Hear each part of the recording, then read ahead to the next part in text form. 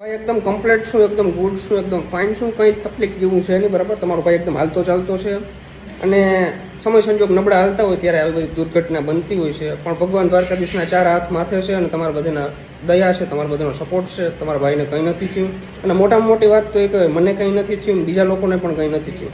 બાકી એથી મોટી કંઈ ઓલી વસ્તુ હોય જ નહીં. બરાબર, કોઈને કંઈ નથી થયું, કંઈ જાનહાની ખોટી થઈ નથી.